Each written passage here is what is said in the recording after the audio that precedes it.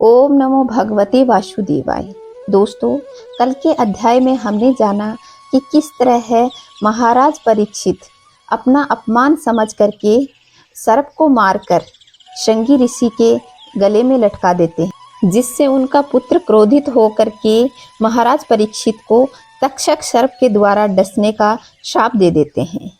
आइए आगे आज के अध्याय में जानेंगे कि अब महाराज परीक्षित क्या करते हैं, इसके बारे में जानते हैं।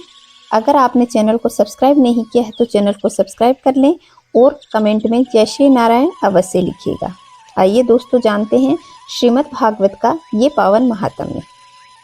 सूत जी कहते हैं, राजधानी में पहुंचने पर राजा परीक्षित को अपने उस निंदनीय कर्म पर बड़ा पश्चाताप हुआ। वे अत्यंत उदास हो गए और सोचने लगे, मैंने निरपराध एवं अपना तेज छिपाए हुए ब्राह्मण के साथ अनार्य पुरुषों के समान बड़ा ही नीच व्यवहार किया है। यह बड़े खेद की बात है।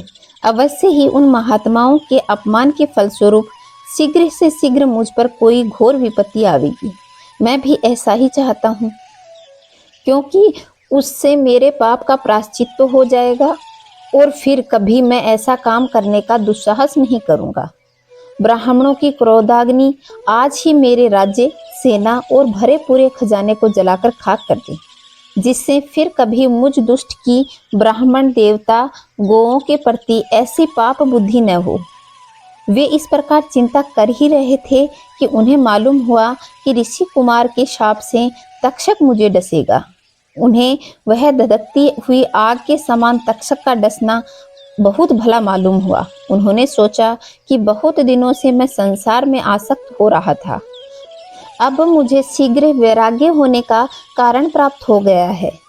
वे इस लोक और परलोक के भोगों को तो पहले ही तुच्छ और त्याज्य समझते थे। अब उनका स्वरूपतः त्याग करके भगवान श्री कृष्ण के चरण कमलों की सेवा को ही सर्वोपरि मानकर आमरण अनशन व्रत लेकर वे गंगा नदी के तट पर बैठ गए। गंगा जी का जल भगवान श्री कृष्ण के चरणों से वह पराग लेकर प्रवाहित होता था, जो श्रीमती तुलसी के गंध से मिश्रित है। यही कारण है कि वे लोकपालों के सहित ऊपर नीचे के समस्त लोकों को पवित्र करती है। कौन ऐसा मरणासन पुरुष होगा जो उनका सेवन न करेगा। इस प्रकार गंगा जी के तट पर आमरण अनशन का निश्चय करके उन्होंने समस्त आसक्तियों का परित्याग कर दिया और वे मुनियों का व्रत स्वीकार करके अनन्य भाव से श्री कृष्ण के चरण कमलों का ध्यान करने लगे। उस समय त्रिलोकी को पवित्र करने वाली बड़े बड़े महानुभाव ऋषि मुनि अपने शिष्यों के साथ वहां पधारे। संत जन प्राय तीर्थ यात्रा के बहाने स्वयं उन तीर्थ स्थानों को ही पवित्र करते हैं।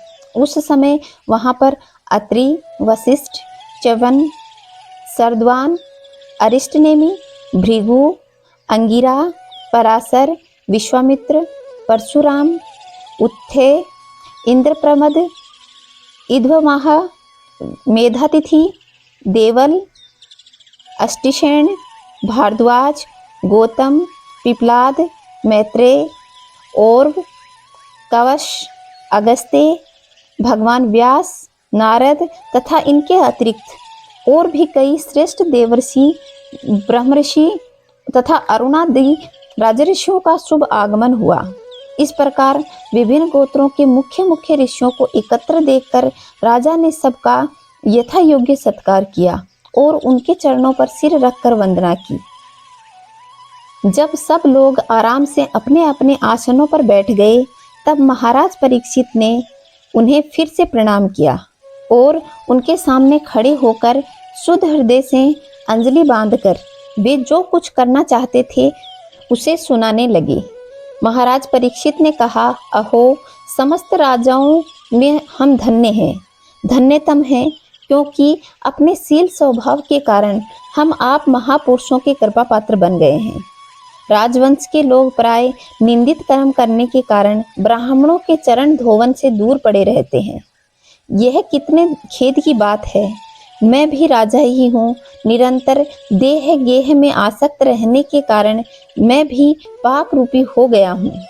इसलिए स्वयं भगवान ही ब्राह्मण के साप के रूप में मुझ पर कृपा करने के लिए पधारे हैं।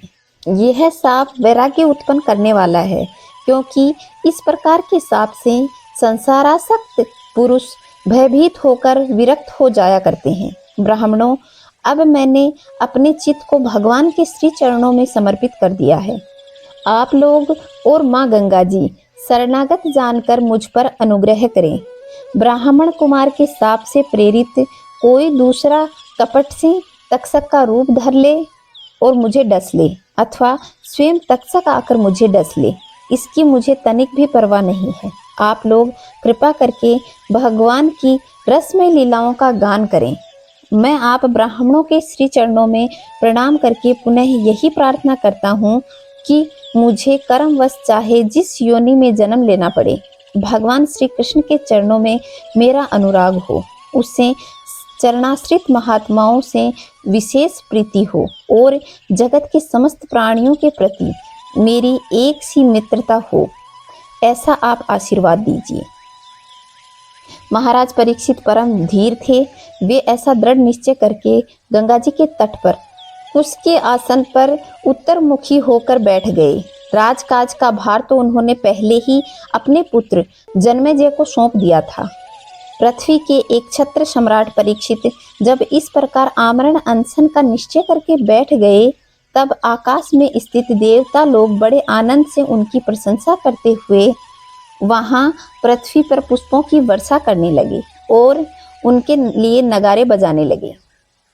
सभी उपस्थित महर्षियों ने परीक्षित की निश्चय ही प्रशंसा की और साधु साधु कहकर उनका अनुमोदन किया।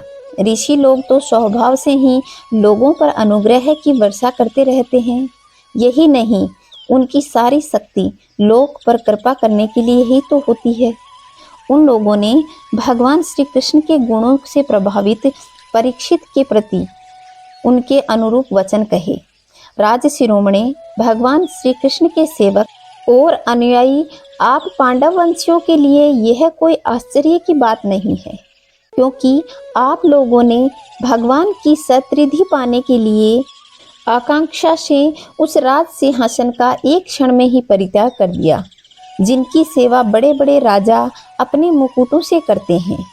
हम सब तब तक यहीं रहेंगे जब तक ये भगवान के परम भक्त परीक्षित अपने नश्वर शरीर को छोड़कर माया दोष और शोक से रहित भगवान के धाम नहीं चले जाते।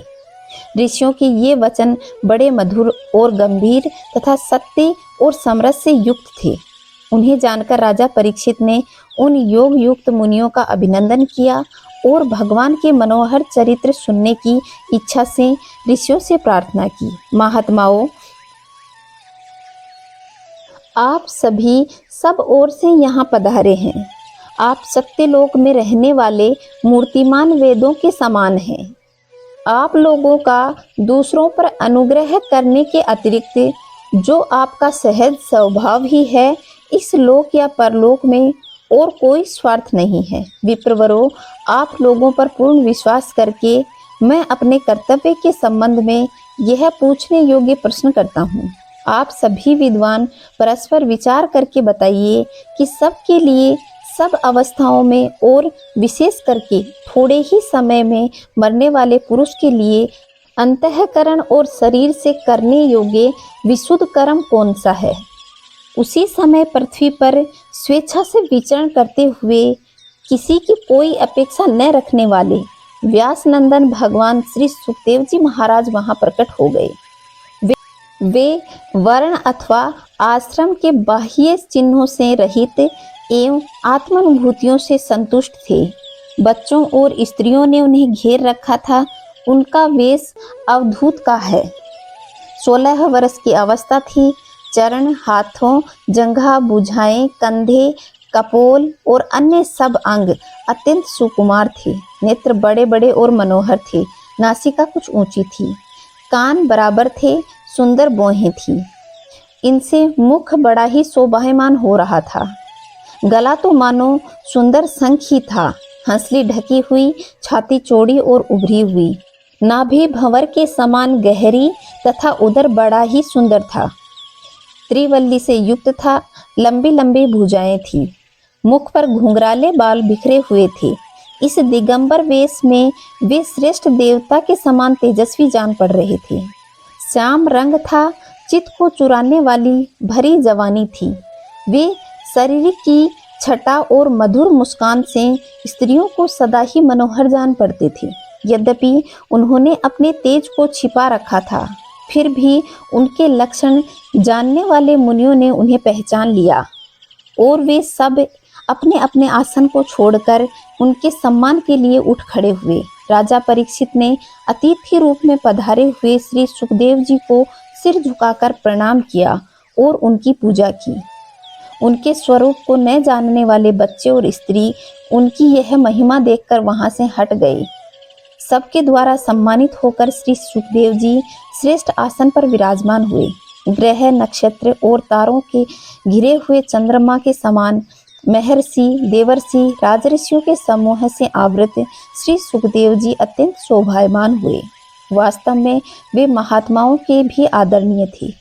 जब प्रखर बुद्धि श्री सुखदेव जी शांत स्वभाव से बैठ गए, तब भगवान के परम भक्त परीक्षित ने उनके समीप आकर उनके चरणों में सिर रखकर प्रणाम किया, फिर खड़े होकर नमस्कार किया।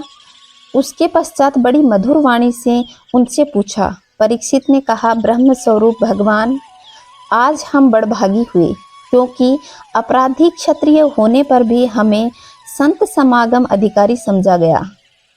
आज कृपा पूर्वक अतिथि रूप में पधारकर आपने हमें तीर्थ के तुल्य पवित्र बना दिया है।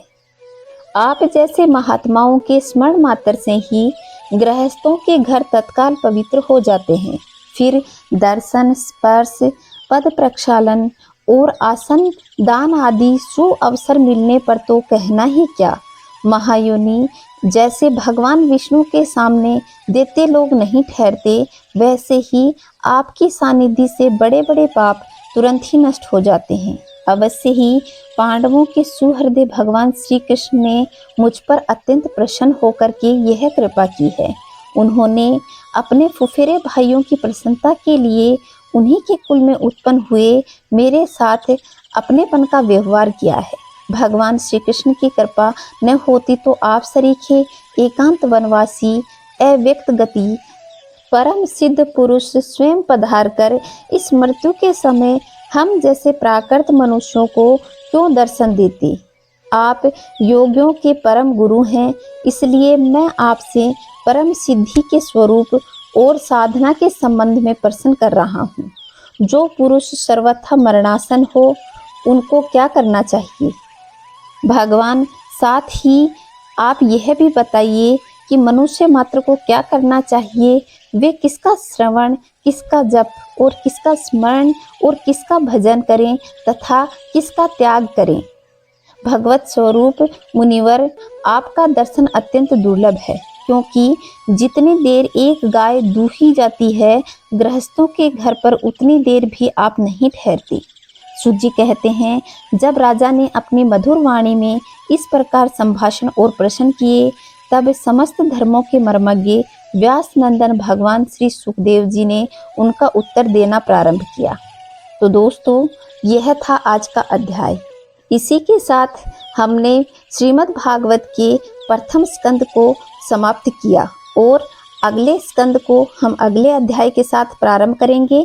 तब तक खुश रहें, मस्त रहें, चारों तरफ स्वच्छता बनाए रखें। अगर आपने पहले वाले वीडियो नहीं देखे हैं तो वीडियो का लिंक मैं डिस्क्रिप्शन बॉक्स में दे दूंगी, आप वहां से जाकर पहले की संपूर्ण महिमा जान सकते हैं। इसके साथ ही हम जानेंगे कि श्री सुखदेव जी महाराज भगवान श्री कृष्ण की महिमा सविस्तार किस प्रकार सुनाते हैं। जय श्री नारायण दोस्तों।